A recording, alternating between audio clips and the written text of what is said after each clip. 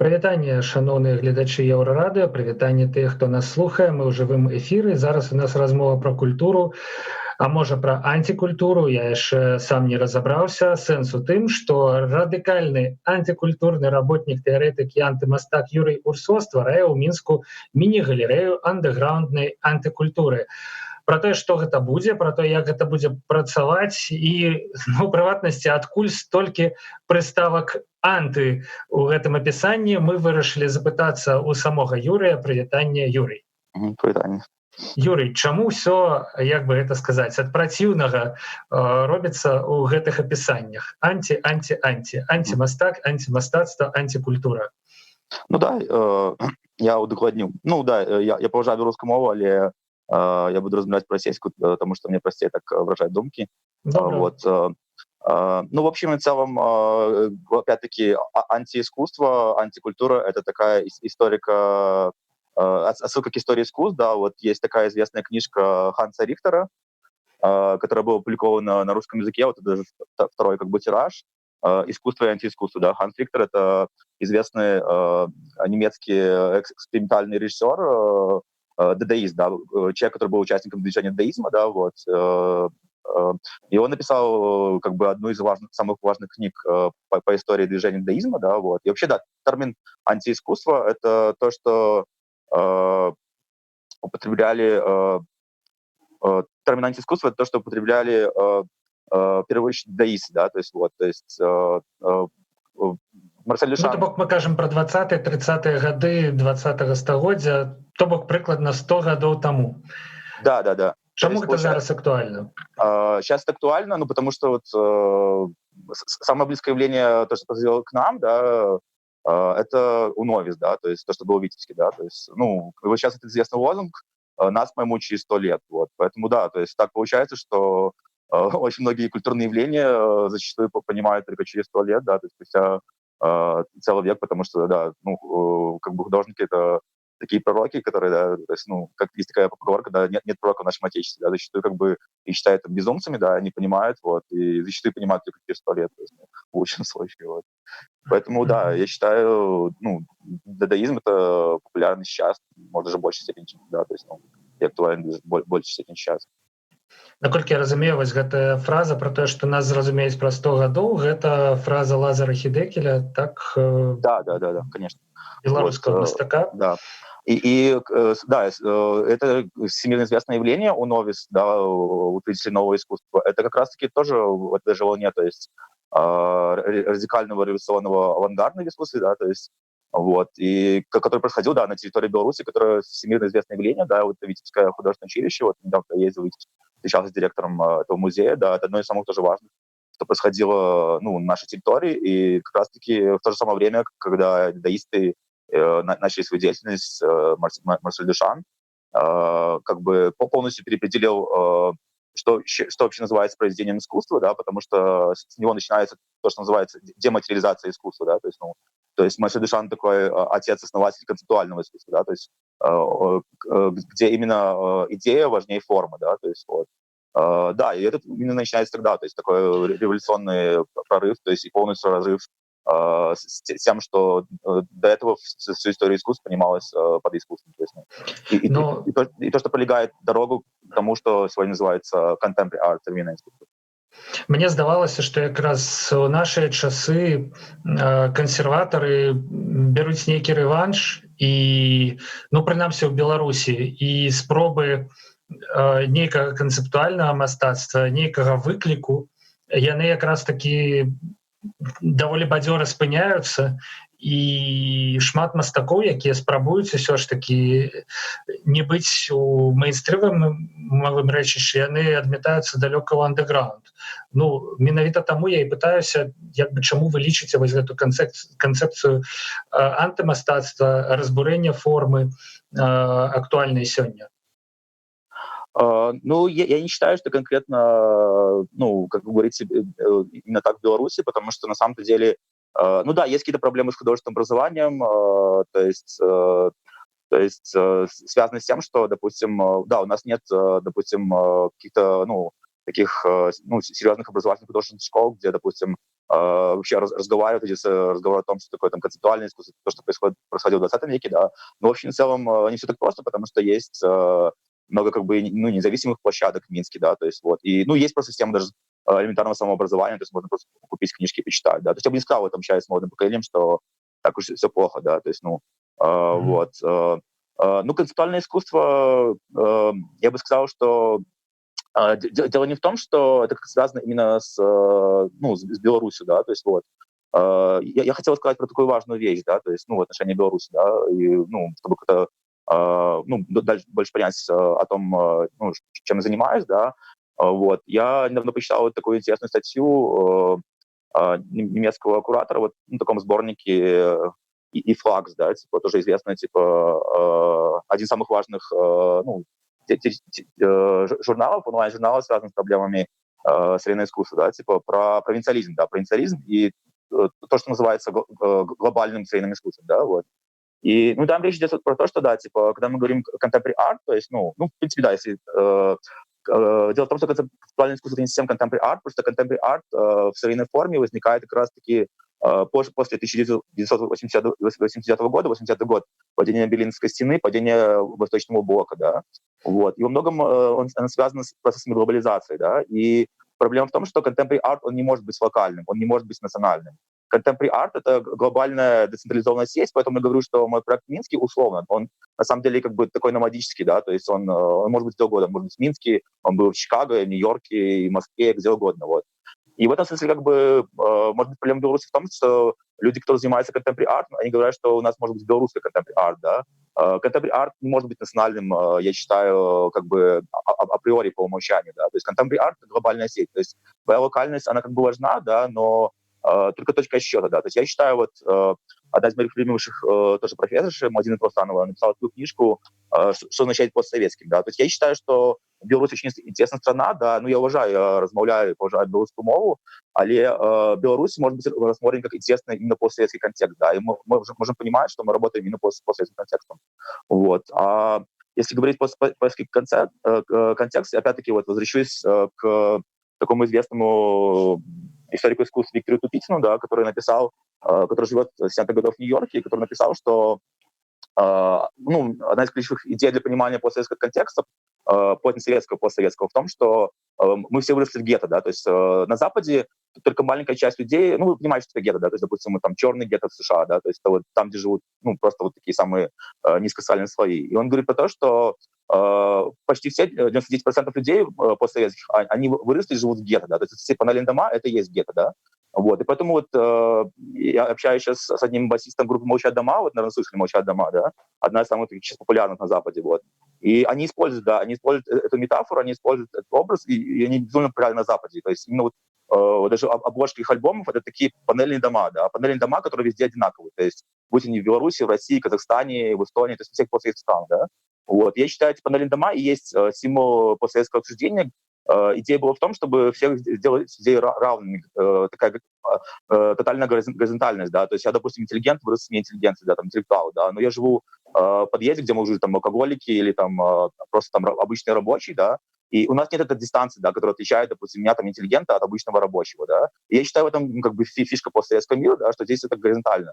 Ты можешь идти по улице, там, быть интеллигентом в очках, и тебя просто плюнут, там, и по морде, да, то есть, и скажут, что это говно, да, то есть, вот, потому что, как бы, в этом фишка постсоветского мира, да, что, как бы, здесь нет такого, как бы, именно различий, даже каких-то классов различий, да, мы все, как бы, равные, горизонтальные, как бы, да, мы все, как бы, нищие, то есть, вот, вельмі далёка мы ў нашай размове адышлі ад уласна кажучы тэмы, ад галерэі, але калі шчыра, вельмі цікава.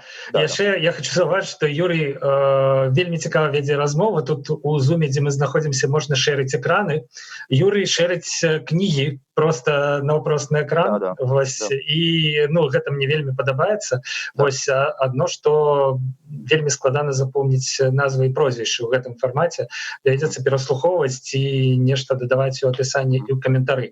Юрый, распавядзіце ўсё ж такі пра канцэпт галерэі. Гэта нешта віртуальнае ці гэта некая фізічная прастора, у якой можно будзе выстаўляцца і дзейнічаць.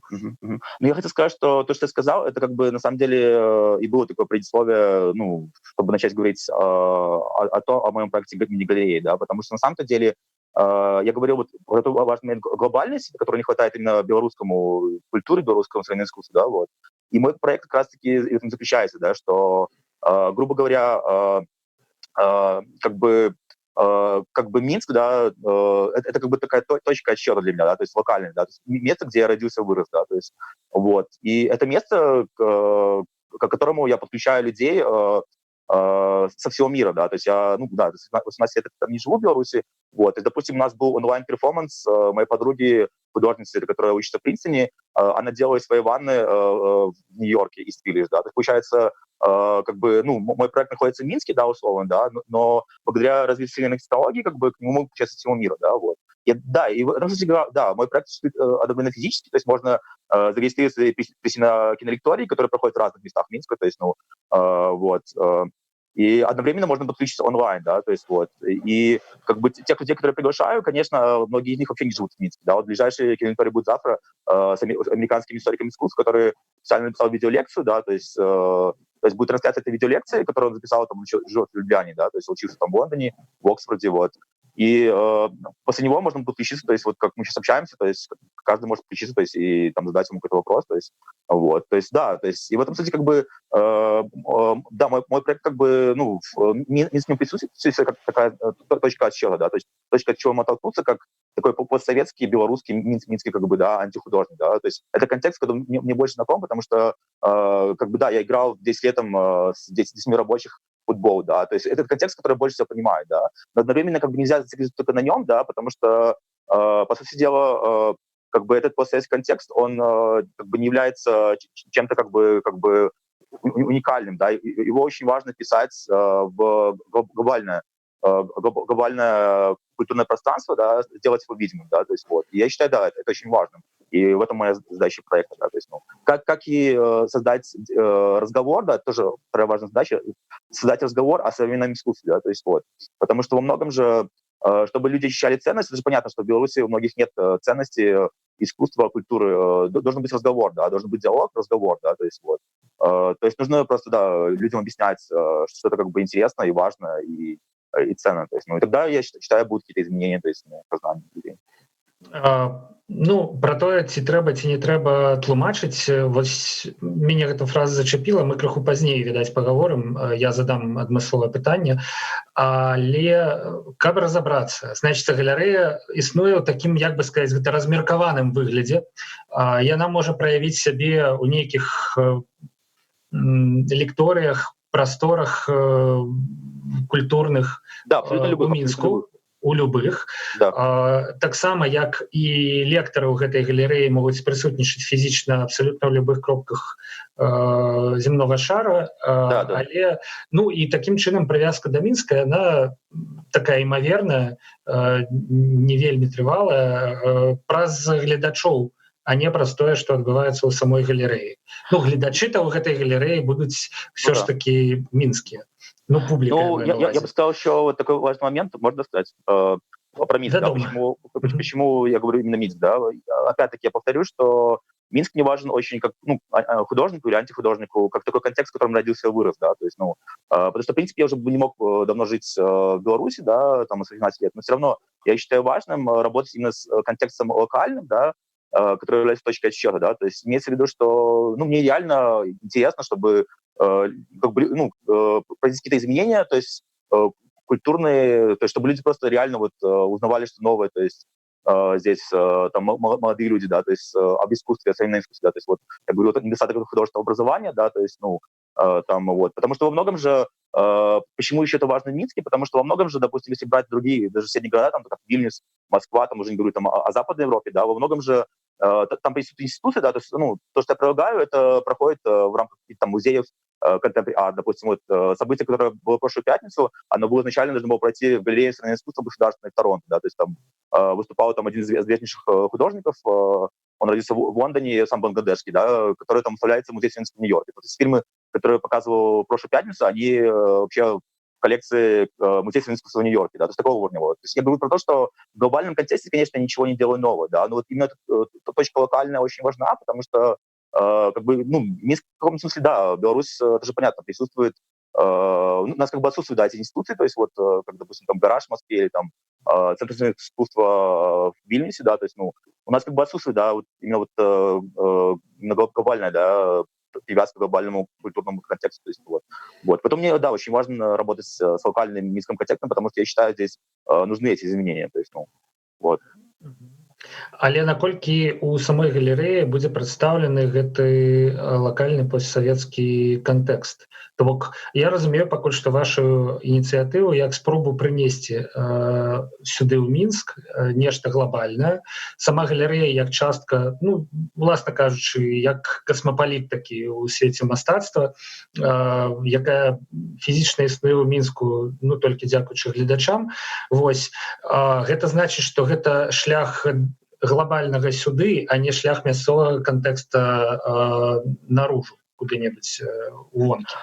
Ну не совсем так, потому что на самом деле как бы есть такая диалектическая взаимозависимость между локальным и глобальным. То есть особенно когда мы говорим про contemporary art, современную глобальную культуру, да, то есть во многом, чтобы сделать видимым что-то локальное, нужно включить эту глобальную сеть, да, то есть, ну, речь идет про то, что кинолектория, которая провожу, да, связана с чем-то глобальным, там, допустим, вот там с американским концептуальным художником, там, да, но одновременно как бы там присутствует очень много тем, связанных с постсоветским, да, допустим, я приглашал там вот свою подругу, которая там, ну, русскоязычная, она выросла в Эстонии, то есть она работает с темами именно постсоветскими, то есть, ну, постсоветского перформанса, постсоветского акционизма, вот, то есть на самом-то деле как бы это такой как бы микс между постсоветским, то есть на самом-то деле все равно, да, я стараюсь выбирать темы, то есть, которые будут актуальны именно здесь. И, по сути дела, так в любом случае и будет, потому что есть же такая, ну, идея запоздания, да, что во многом же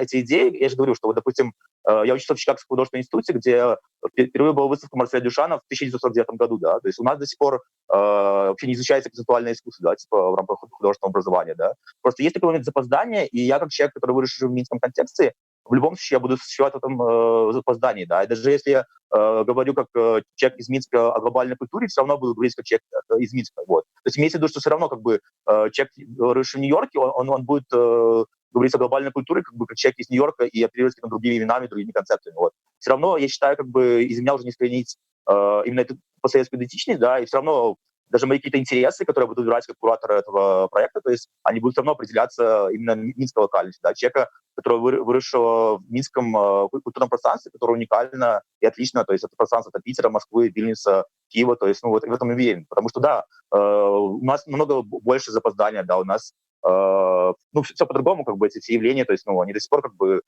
не изучены и неизвестны, то есть, ну, вот, то есть, да, то есть в любом случае это будет минский проект, конечно.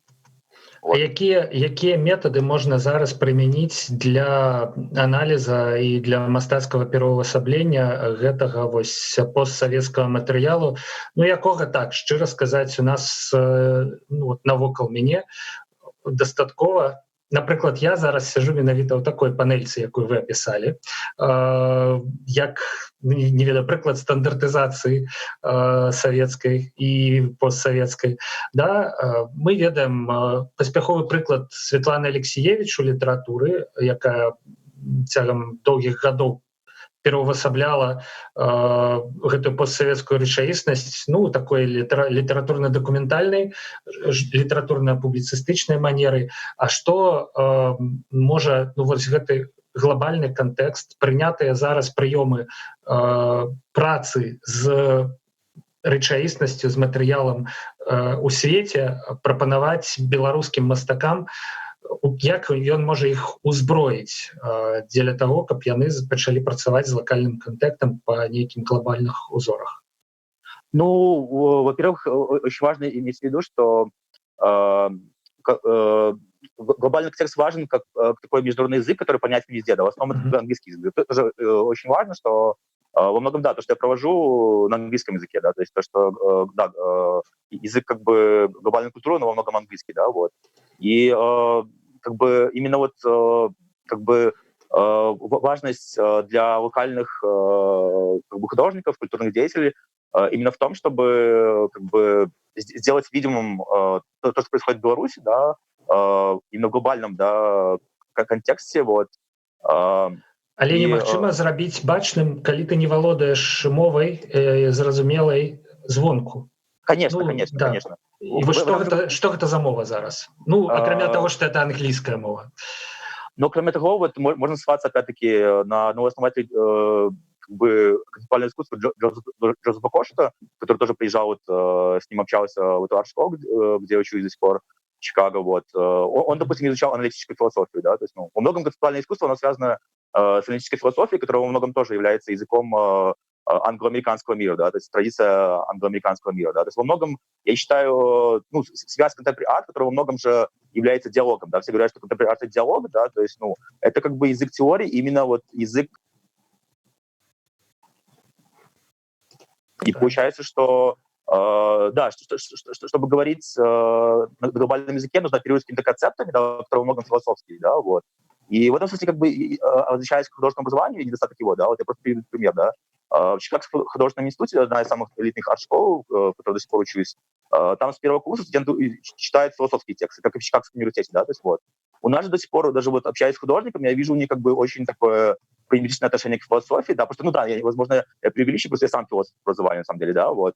Но говорю про то, что, допустим, концептуальное искусство, где именно идея важнее формы, там именно создание концептов, которые во многом связаны, конечно, с философскими вещами, которые философия, да, она делает тебя универсальным, да, то есть вот. Это тоже очень важно, да, то есть, ну, то есть очень многие там вот, можно привести там пример там, вот, швейцарских художников, которые просто посвящают свои инсталляции каким-то там европейским философам, да, то есть вот, да. То есть, во многом, да, то есть речь идет в том числе, да, про изучение философии и для понимания которого, в общем, в целом, важно понимание языка современного искусства. Да, то есть, изучение. Бок першаснае значэнне зараз мае не мастацкія прыёмы маюць, а пераасэнсаванне. І інструменты для пераасэнсавання можа даць менавіта сучасная філасофія. Ну, скажем так, не просто переосмысление, а переосмысление, да. Ну, вот, зашлюсь опять-таки на основателей концептуального искусства Джозеф Кошет и второй Сол Леви, да, вот который про Сола Леви будет на последней неделе. Речь идет про то, что Кошет сказал, что Дюшан был первым художником, который именно своим произведением искусства поставил под вопрос, что является искусством, да, то есть и начиная с Дюшана, искусство — это не просто создание объектов, да, это не просто форма, да, это не просто формализм, но это еще и разговор, да, и разговор как бы начинает именно художник, да, то есть создавая объект, или создавая инсталляцию, или создавая даже акцию, да, вот. То есть, первое, да, речь идет о разговоре, да, и, ну да, и в конце концов разговор об искусстве, да, типа вот. Но этот разговор об искусстве, он может начаться не только с помощью создания классических объектов, там, скульптуры, да, то есть живописи, да, он может создать, что вот во многом же еще вот важный момент принципа моего проекта, поскольку, да, у меня нет много денег, у меня вообще нет денег, то есть нет никаких спонсоров моего проекта, меня интересует искусство не как объект, а как событие, да, вот, допустим, там рейв, да, то есть искусство нематериальное, да, то есть, ну, вот. И это тоже важно, что искусство может быть не только материальным объектом, что вот я в Беларуси очень мало вижу понимания, да, а что искусство может быть даже просто организация какого-то рейва, да, то есть, ну, вот, то есть и организатор рейва или даже диджей, вот, как говорит концептуатор Николай Бурье, цельный художник — это и есть диджей, да, то есть вот, который ничего нового не создает, а перерабатывает просто материалы, найденные в интернете, вот. То есть во многом, да, речь идет о нематериализации искусства и искусстве не как объекте, потому что искусство как объект — это очень важно для коммерческого мира, да, который является очень поверхностным, там, кичем, да, вот мира галерей, там, искусство, ну, чтобы его продать, да, нужно создать объект, вот. Но во многом же искусство может быть, ну, просто даже вот там организация вечеринки, да, то есть, ну, это тоже может быть, ну, искусством, вот, то есть это тоже очень важно, то есть, понимать, вот. Галерэя зараз збольшага, як я разумею, праводзіць такія публічныя лекторыі, на якія можна запісацца і прыйсці. Як яшчэ яна можа сябе праяўляць, якія яшчэ мерапрыемствы ў планах?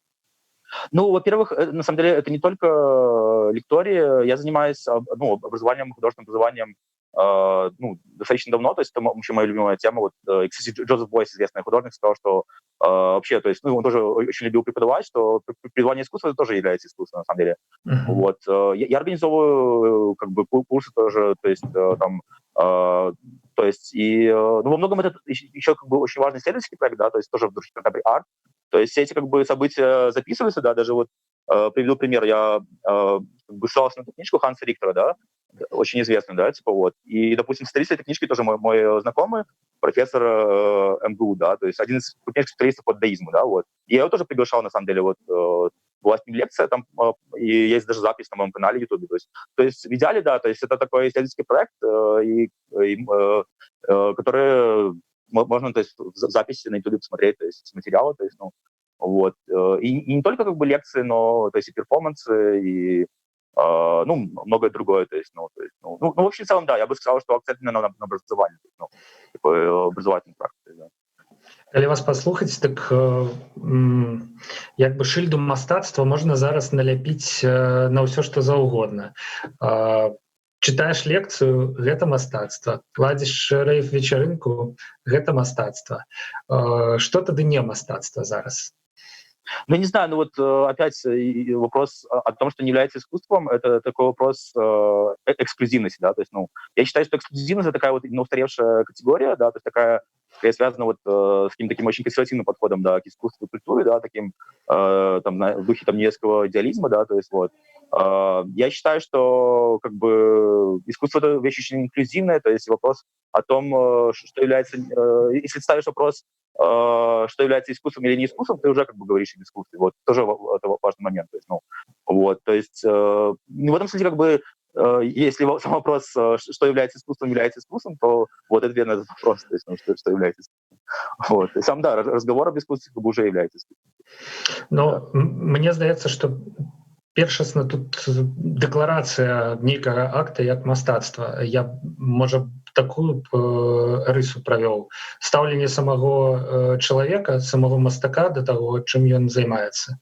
Ну, напрыклад, калі мастак ідзе ў краму, наўрад ці гэта нейкае мастацтва. Але калі ён ставіцца да гэта як да перформанса і абвяшчае гэта перформансам, гэта ўжо мастацтвам можа быць. Ну, не все так просто. То есть, конечно, если говорить серьезно, то есть это немного, конечно, иронизирую, но если говорить серьезно, конечно, искусством, ну, везде, на Западе, везде, то есть называется то, что происходит в рамках, ну, традиционных художественных искусств. Это музеи, галереи. То есть галереи в меньшей степени считать серьезным, там, или бары, то есть, ну, там, да, вот где-то могут выставляться там какие-то выставки. Но в общем, в целом музей, да. Музей — это, конечно, и главный критерий, да, то есть качество работает. И то, что вот там вот была выставка в Новотретьяковке и Кабакова «Будущее возьмут не всех», да, то есть художники, которые становятся частью музейной коллекции, которые выставляются в музее, их берут в будущее, да, то есть, да. В целом, да, то, что вот, когда мы приходим в музей, это является искусством, да, то есть, ну, то, что не выставляется в музее или то, что не приходит в рамках музея, да, не является, да, во многом, да. Но речь про то, что это поле может быть расширено, да, вот такими внеинституциональными проектами, как мой, да, то есть просто проект, как бы, где, ну, просто люди, интересующиеся искусством, могут поговорить об искусстве, да, то есть это тоже, в принципе, является частью, как бы, каких-то культурных, художественных процессов, да, но, по сути дела, да, в конце концов, ну, конечным, как бы, арбитром является, да, музей, да, художественный музей, да, ну, вот, который, как бы, да, является очень таким, ну, важным институтом, который, как бы, и определяет, что является искусством, что не является, да, типа, вот, да, то есть вот очень, как бы, таким тоже, в принципе, эксклюзивным, да, то есть вот, да. Ну, гэта я имеў на ўвазе, калі казаў, што ў Беларусі зараз нейкі рэванш бяруць кансерватары ад мастацтва, таму што і казаў пра тое, што спробы рабіць нешта актуальнае, яны застаюцца ў андэграўндзе. Таму што мы, напрыклад, памятаем прыклад вось гэтага голага перформанса на адкрыцці выставы. Не ведаеце, сачылі вы за гэтым, калі мастак прыйшоў на адкрыцці сваёй выставы з голым з шыльдай Міністэрства культуры, якая прыкрывала яго геніталіі. Вось, ну, і нейкі час там стаяў, і галерэя, у якой гэта адбывалася, якая называецца Нацыянальны цэнтр сучаснага мастацтва, яна некалькі разоў спрабавала прыцягнуць міліцыю да таго, каб яго пакаралі за хуліганства, ці ўвогуле пачаць крымінальную справу, але міліцыя ўсё ж такі складу злачынства не знайшла па выніку і чалавек застаўся, дзякаваць Богу, непакараным за свой перформанс. Вось гэты кансерватызм у менавіта галерэйным свеце гэта тая рэчаіснасць, якую мы маем у Беларусі. Ваша галерэя будзе нечым іншым, і я б не сказаў, што тут навокал мяне шмат вельмі галерэй, якія прапануюць нейкі іншы погляд на мастацтва. І тут мы ушчыльна падыходзім, у прынцыпе, да таго, трэба тлумачыць ці не трэба тлумачыць людзям. Калі гэтых галерэй больш сучасных, больш глобальных зараз у Беларусі няма. Магчыма, гэта менавіта праз тое, што такое мастацтва не запатрабаванае. Зараз запатрабаванае дэкаратыўна-прыкладное мастацтва, значыць, умоўна кажучы, вечны такі лубок, пейзажы з акварэллю, з рэчкамі там і гэтак далей. Можа, не трэба людзям тлумачыць, што насамрэч яны мусяць захапляцца нечым іншым. Ну, я бы сказал, что вот, да, я понимаю, о чем вы говорите, я знаю, да, об этой акции. Ну, если говорить, да, про конкретную акцию, я бы сказал про то, что это вот пример, как бы, то, что называется акционизм, да, то есть вот, имеющий корни там в московском акционизме, это вот как раз-таки то, что, если сравнивать самое близкое в нашем постсоветском пространстве к перформанс-арт, то, что называется перформанс-арт на Западе. Вот, и то, что, в принципе, не существует в таком же виде, как у нас, да. Вот, вопрос в том, что с этой акцией очень спорный, да, потому что акционизм — это тоже вопрос о том, это очень важно и самое важное, да, типа для художников, деятельности искусством, что является искусством, да.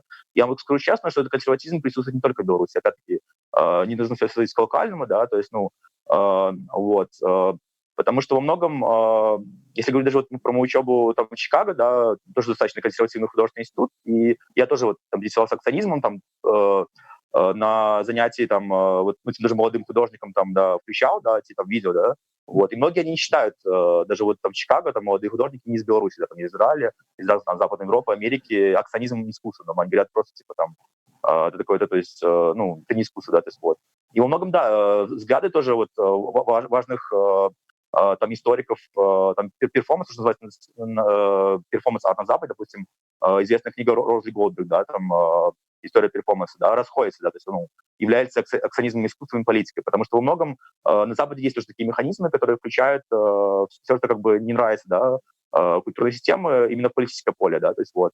И в этом тоже большой вопрос, да, который задают очень многие тоже теоретики искусства XX века, да, что является искусством, а что не является искусством, да, то есть вот. И где-то вообще грань, да, разделяющая искусство и не искусство, да, то есть. Поэтому это вопрос спорный, я бы сказал, что проблема здесь не Беларуси, а просто, да, как бы является, ну, такая форма как бы искусством, да. Может, для меня она является, но я же как бы там не там эксперт с мировым именем, да, то есть, но я говорю про то, что если взять просто вот такого, ну, там, известного американского историка искусства или вообще американскую историю искусства, да, во многом они не скажут, что это является искусством, то есть, ну, потому что, допустим, даже вот, ну, в Америке история искусства достаточно консервативная, да, то есть, вот, то есть, ну, но, допустим, моя подруга, которая там пишет диссертацию в Принстоне по советскому перформансу, да, и во многом она пишет это не как историк искусств, а как исследователь компаративной литературы, да, то есть тоже немного другая дисциплина. Она пишет про акционизм в контексте искусства, да, вот.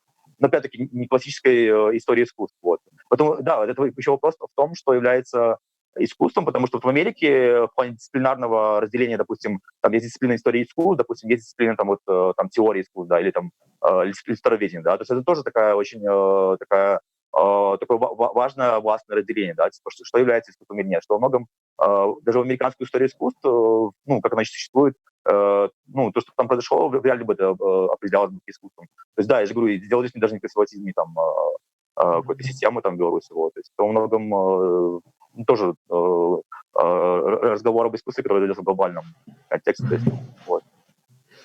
Юрий, у нас, в прынцыпе, засталося 2 хвіліны. Вось, я хацеў бы іх эфектыўна патраціць на тое, каб вы распавялі, як далучыцца да вашай ініцыятывы, ну, умоўна кажучы, як трапіць у мини-галерею андеграундной антикультуры.